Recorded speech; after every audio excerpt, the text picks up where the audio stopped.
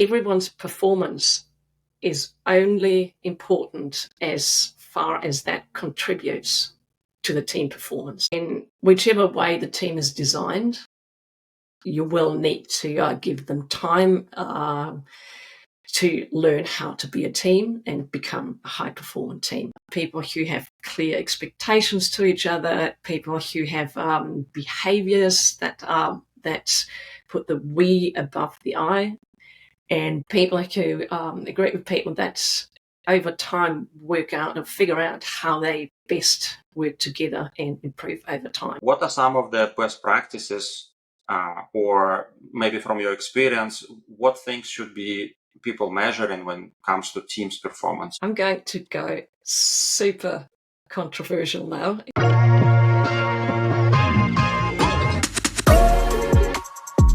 Hello, everybody. Welcome to Lyoshin podcast.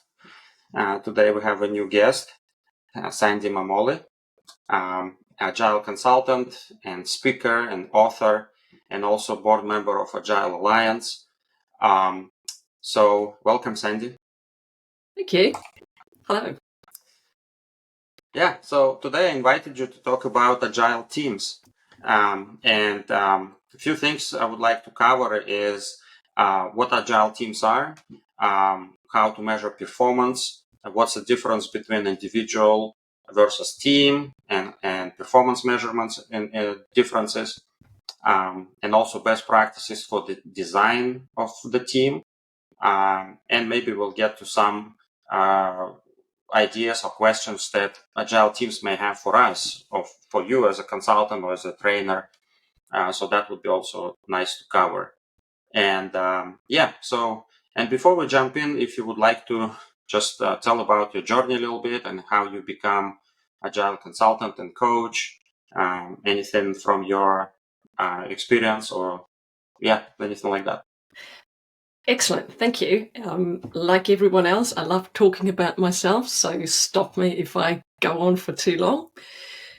I want to start with my very first career, which was in professional sports. And that is relevant because it was a team sports. And that's where I've learned a lot about how to work with teams, what it feels like to be on a great team, and about individual versus team performance.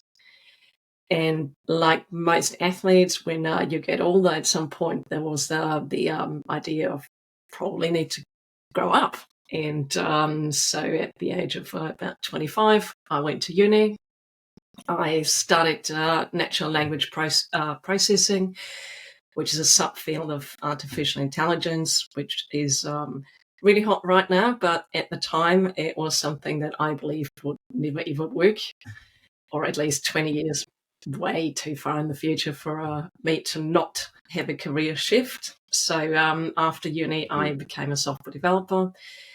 I worked with Sony Ericsson. I worked in with digital marketing. I did a lot of sysadmin and Oracle DBA stuff. And then in 2007, moved to New Zealand. And because I had worked Agile in 2003, I had thought it was completely normal. Everyone was doing this. How would anyone else work in any other way? And moved to New Zealand and realized I had been living in a bubble, which was, and that's not to say that New Zealand was behind at the time or anything like that. It was just me living in a bubble, having had no idea that other people would not work in an agile way.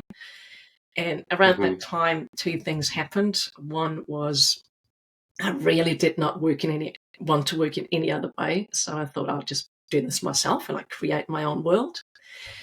And the other thing that happened was that I found out I'm probably an average developer, but I was pretty good at talking to people and convincing people. And that's how I started to get into coaching and building agile teams. And I then started a company because I felt lonely doing this on my own and I wanted to have friends. So I started a company named Nomad 8. We are between 12 and 14 people. And that's what I've done ever since. That was about 15 years ago. And I think that's it. All right. Sounds good. Yeah. Thanks for sharing. And there is a lot of analogies between sports and software development I like to use as well with my teams. So that's great. So we'll see, and I'm sure you have experience in both at this point. So yeah. Okay, so the first question is about how to define agile team, what they really are, and what are their characteristics. You just love starting with the easy stuff, eh? Sure. I always find those questions are the most difficult. How do you define an agile team? And how do you even define agile? But I'll give it a shot. And to give it a shot, I want to pick this apart, like what is a team and what is an agile team, and then go into what makes a great agile team. And the reason why I think it's so important to talk about what makes a team is because so often I just see groups or collections of people, they just being thrown together and go, hey, you're a team, or believing they're a team. Whereas there's an actual definition that it's a group of people that have a shared goal and a shared purpose. They need to, and that needs to be strong enough for people to want to work together to achieve this together. And there's quite a lot in the achieve it together too, because none of the people on the team could achieve that goal by themselves. So they need to be dependent on each other. And they also need to have a shared history. Like if I put 5 people in a room with a shared goal, they're still not a team because they need to learn how to become a team. And that gets me to what would make this team, what would make them an agile team. And I think that's I bloody hate the word mindset because it means nothing now. But it's a shared set of beliefs. Beliefs like we sense and respond. We want to. We have the courage to collect feedback and to adapt and adjust to that feedback.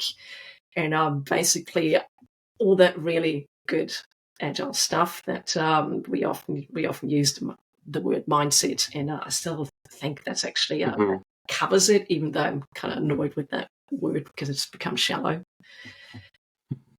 And I think that's in the third part of what makes them great, what makes a good team. And I think a good team is one where a really good team, you can just see there is some magic. There is magic between the people. It's not the individual people, but it's the magic that happens when they collaborate. And that's not necessarily people who need to like each other, but people who need to like working with each other, people who have clear expectations to each other, people who have behaviors that put the we above the I, and people who agree with people that over time work out and figure out how they best work together and improve over time. So I think in a nutshell, that'd be my idea of a great agile team.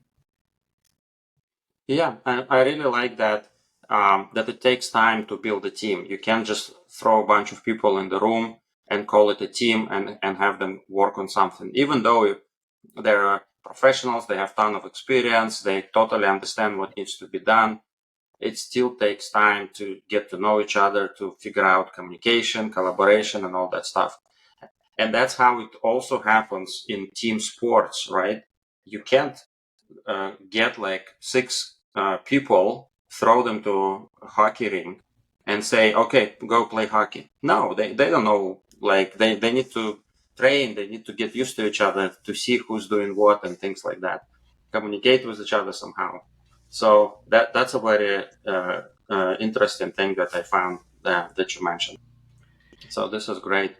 And then how do we so when it comes to measuring performance, and everybody want to have a high performing agile teams and everything, but what would be the biggest differences there between the measuring performance for, or just performance for the team versus performance for the individual? Yes, that's kind of the holy grail in software development and I think we've always struggled with that. And because it seems to be so hard and almost impossible. I want to take this up a notch, a level of abstraction. And the first thing is let's just look at the team. Are they getting results? And what's a good result or what's not a good result, we can talk about later. But are they getting the expected results? And are they improving it over time? Great. And then within that, you got individual performance. But I think that matters way less than we believe. And yes, if someone is not pulling their weight, that's a problem. If you have 5 people and they're all absolutely unskilled, that's a problem too. But everyone's performance is only important as far as that contributes to the team performance. So just individual performance, I think, is irrelevant. And what I would measure is just the team part. Are we getting the results we want? And then individually, yes, I will make an assessment about myself, for example, or get a coach to assess me. Am I contributing? Do I have the skills? What skills do I need to improve to be able to contribute even more? But I wouldn't. I hate the hey, but you are producing that much, so this is your value on the team. Where we can't actually tell that. Yeah. I don't know if any of that made a lot of sense, but I think it's a difficult area, and I would just focus on the team. Yeah, it is. Calling individual performance and measuring everybody on the team I don't think, is the right approach. But then there is also becomes a challenge that somebody who's maybe not yet up to the level in the skills, or maybe lazy, or maybe they have something going on in their personal life and they just have this, a long time when they can't really think about work or whatever. Any case happens. Whose job is to identify these things? How can a coach come in, or scrum master, or motivate them, or anything like that? Okay. I think those are really important points you are making. I really packed in a question, and I think 2 of those things are hugely different from each other. One is the skills, and the other one is behaviors. Mm-hmm. The skills, we can assess skills. We can, once you have a certain level, you can assess your own skills. I know where my gaps are. I know what I want to learn, I need to learn. If I'm completely junior, yes, I will need help. I will need help from a good manager, a good leader, coach, to identify skill gaps and then learn and close those gaps. And we'll also have a conversation about should I learn this thing or this other thing? Which one is more important for the team? So what should I focus on first? And that's normally not a problem. And then you've got the behaviors where you say, yeah, what if someone's like super lazy and doesn't pull their weight and they don't have the right attitudes? And that is a totally different problem, and it's a big problem. On any team, a real team, your team members will call you out. We have expectations to each other. We hold each other accountable. And then other people will see, is that a behavioral problem, or is there anything that you just don't have the skills? And if there's a behavioral problem, we need to have a conversation within the team that, hey, you said you're going to do this thing, but it's the 3rd day in a row that you're not doing it. So are you stuck? Are you, do you find it hard to have this conversation? What can we do? And I don't think we necessarily need to have this manager come in and talk about this or take care. A good team will take care of it themselves.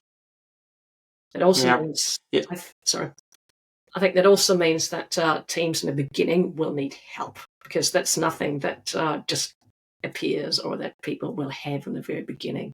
So I think a good team coach is incredibly valuable in the form of a coach or a scrum master or whatever role.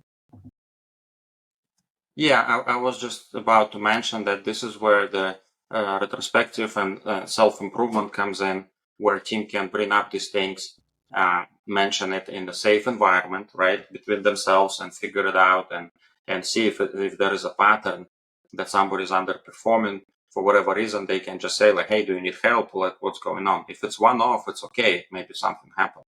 But if it's a pattern, then there is a problem, like you said. Yeah, totally agree. And then, so when it comes to actually measuring performance of the whole team, let's talk about that for a second.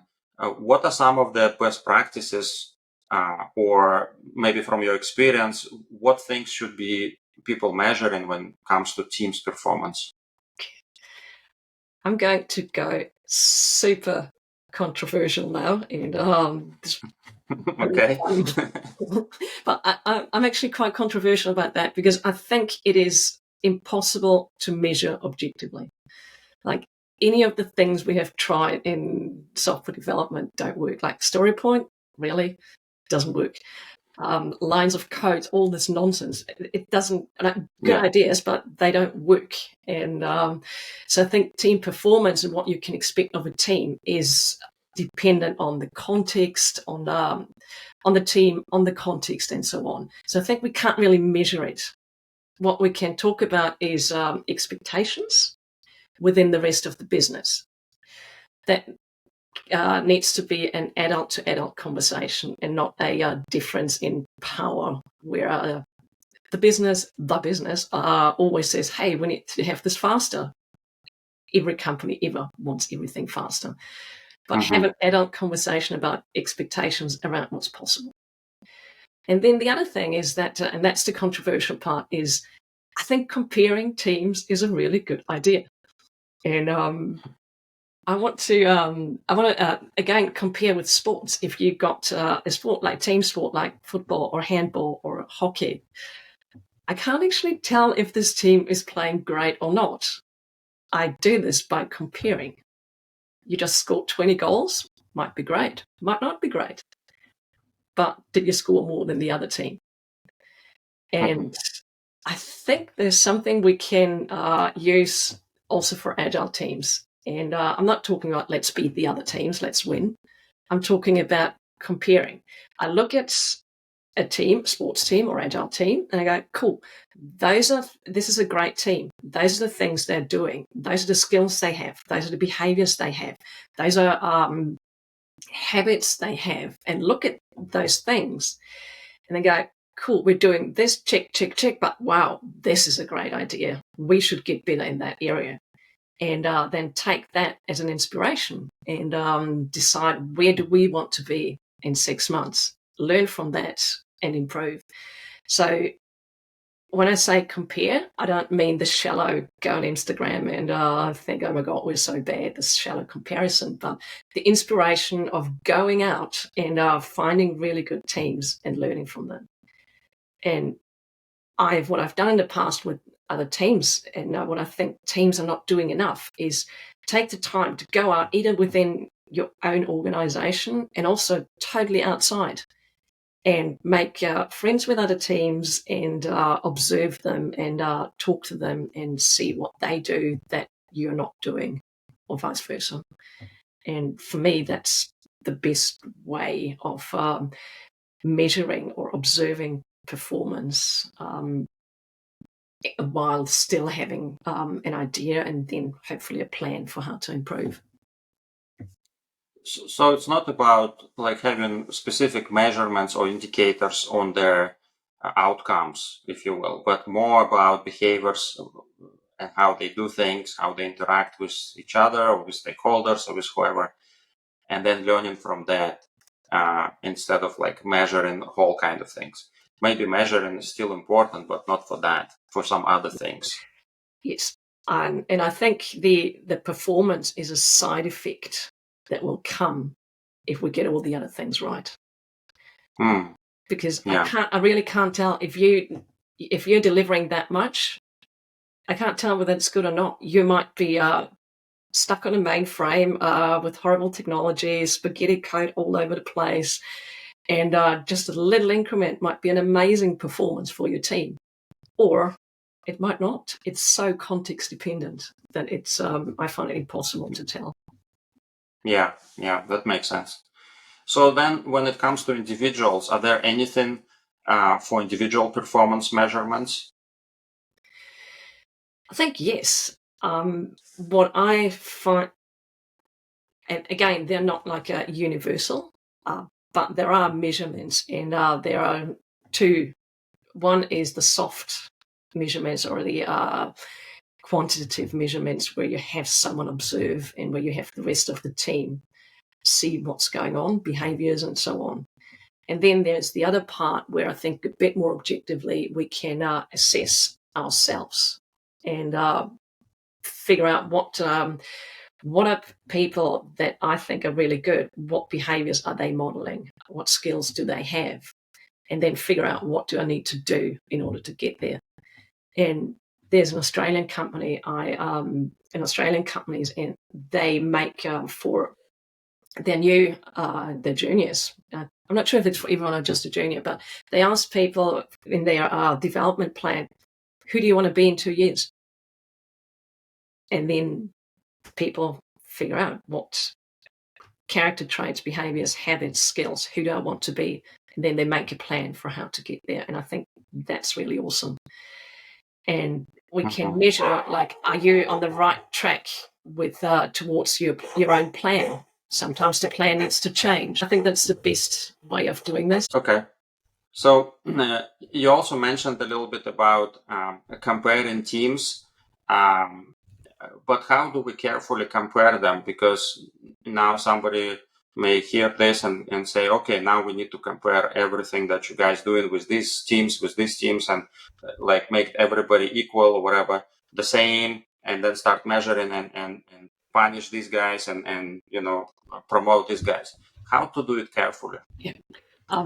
I think that's a real danger, and I've seen that happen. And it's basically treating agile or non-agile, any team, as just factory workers, and believing we can formalize so much that we can have this objective measure, and then we can just compare the teams to each other and go, cool, you guys are not good enough.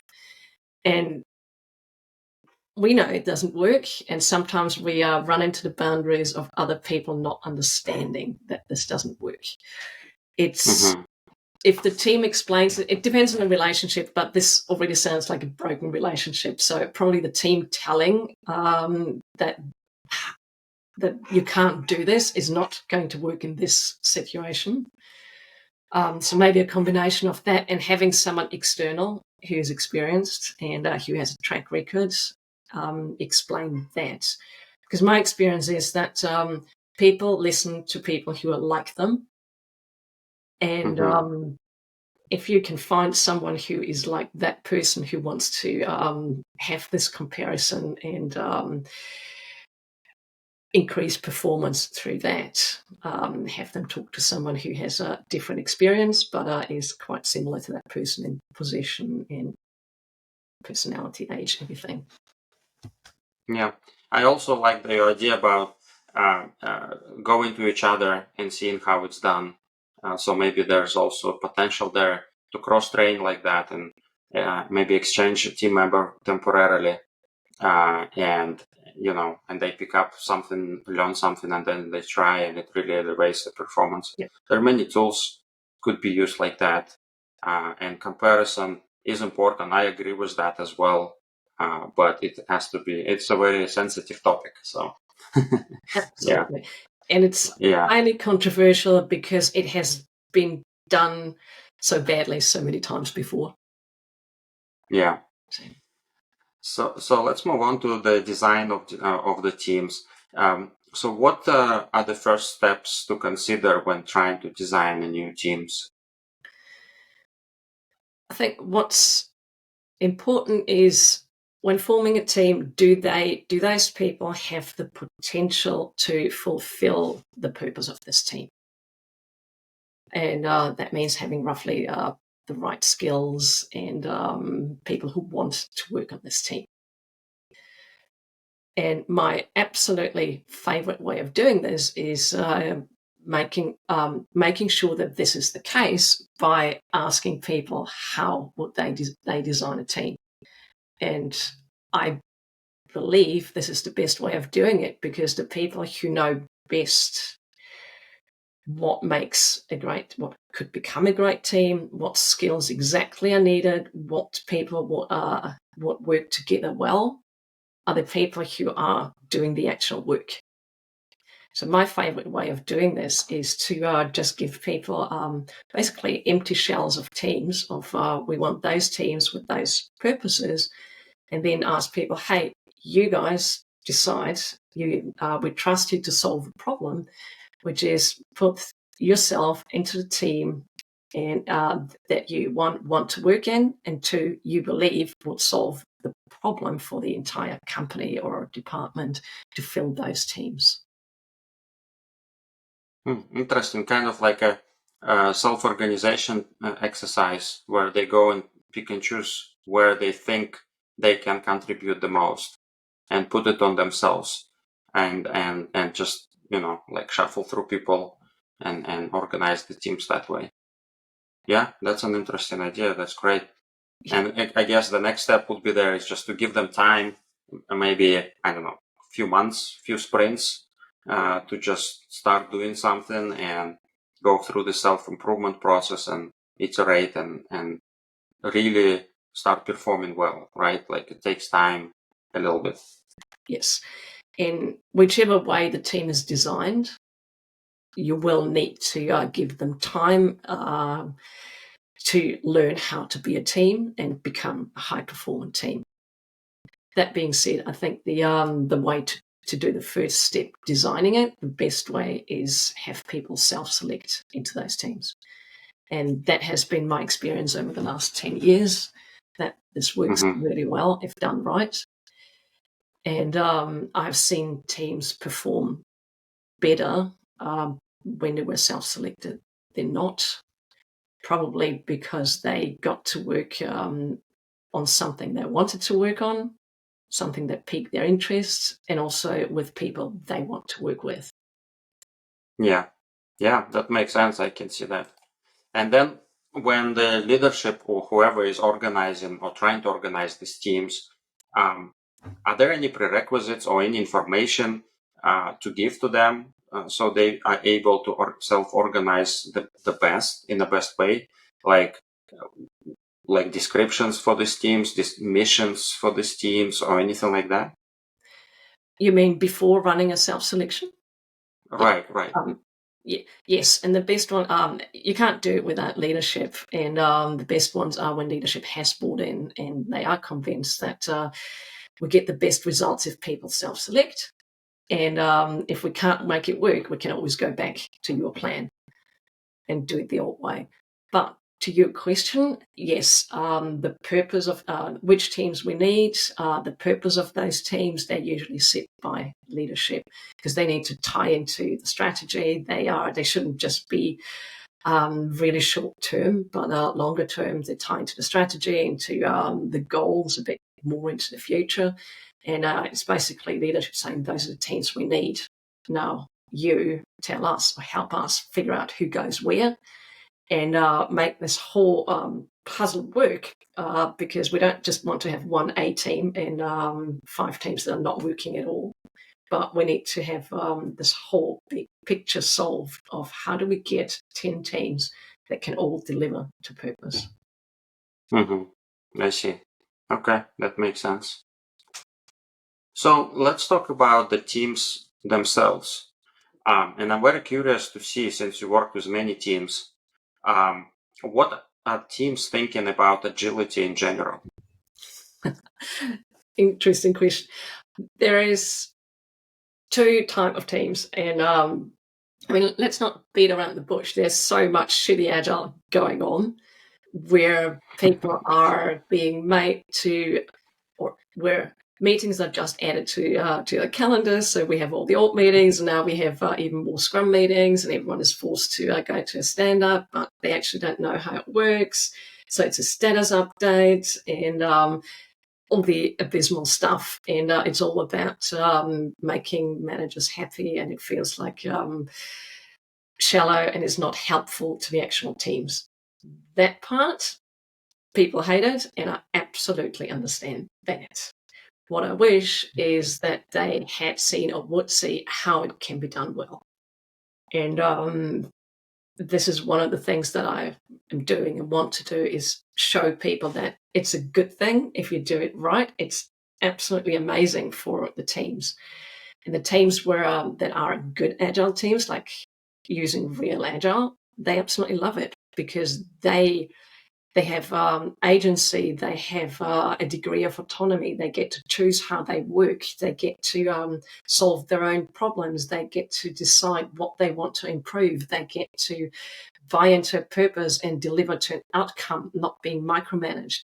So if you get it right, it's amazing and people love it. If you get it wrong, and very often people do get it wrong because it's simple, but it's not easy.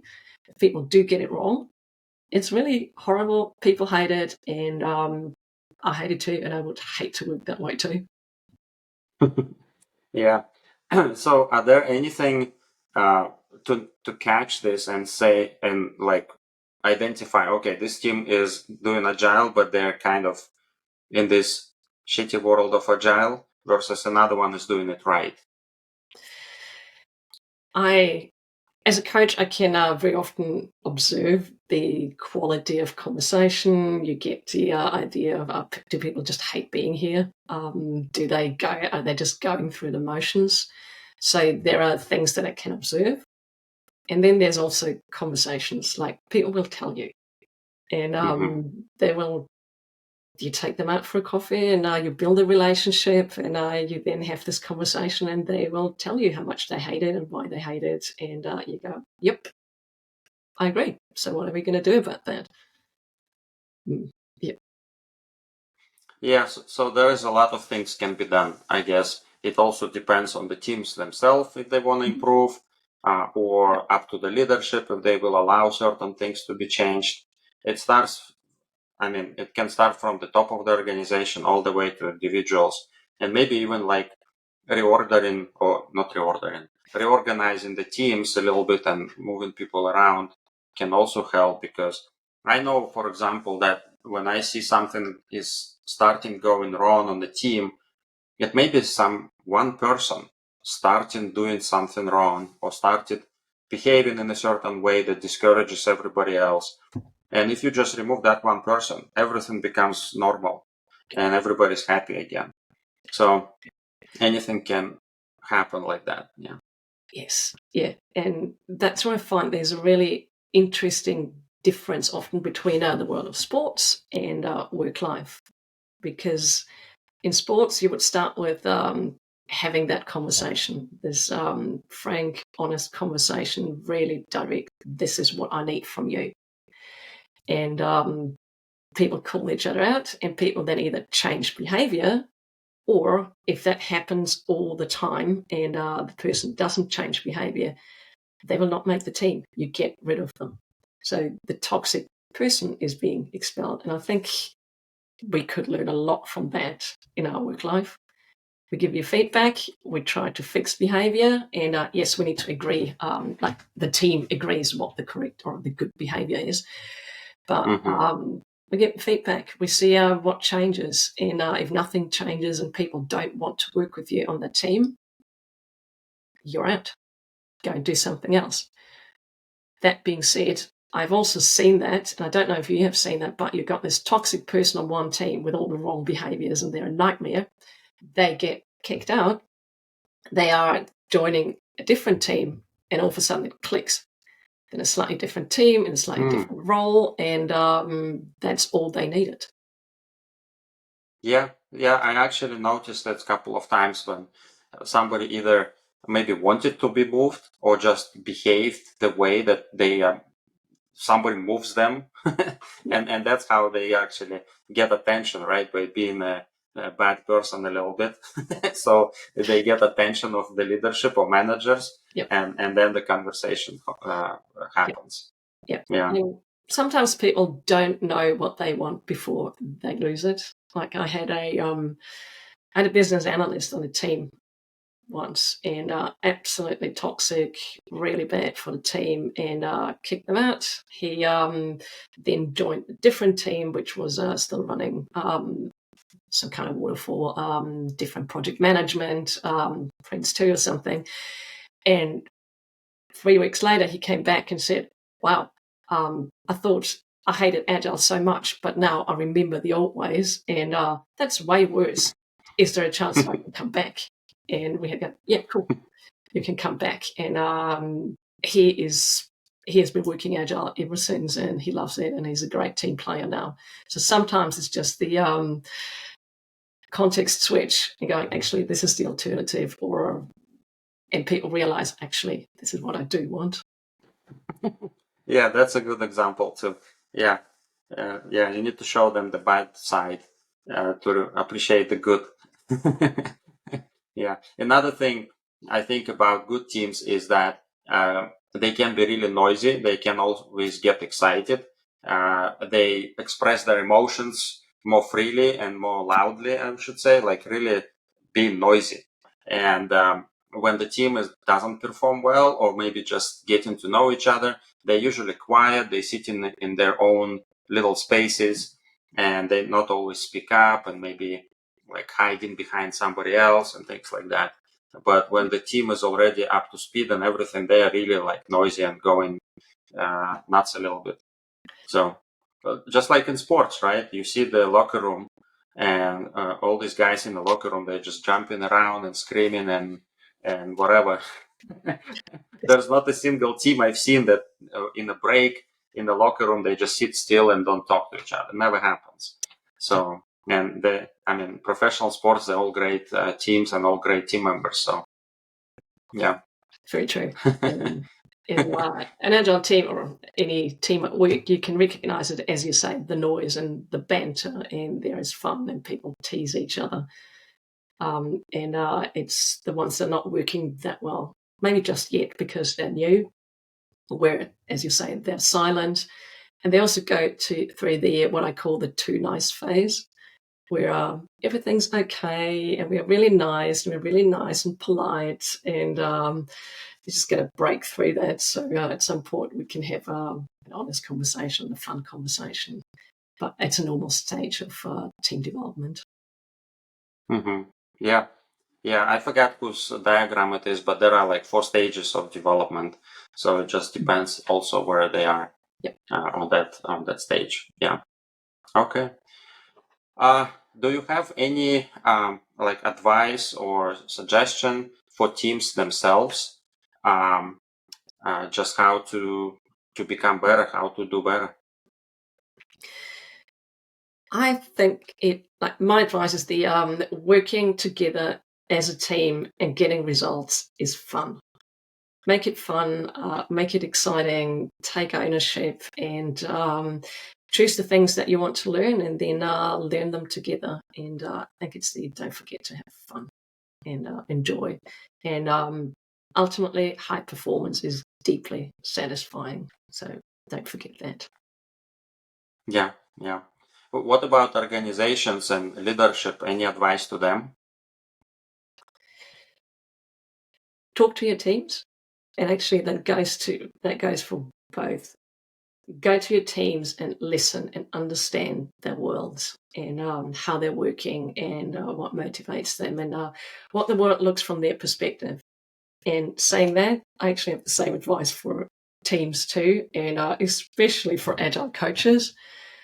Don't just go up and tell everyone, but just have a conversation and ask questions, and then shut the fuck up and listen to understand their world. Because very often, I think, as teams or Agile coaches, we don't really understand the challenges that other people, leaders and managers, are facing. So I think that goes both sides as a piece of advice.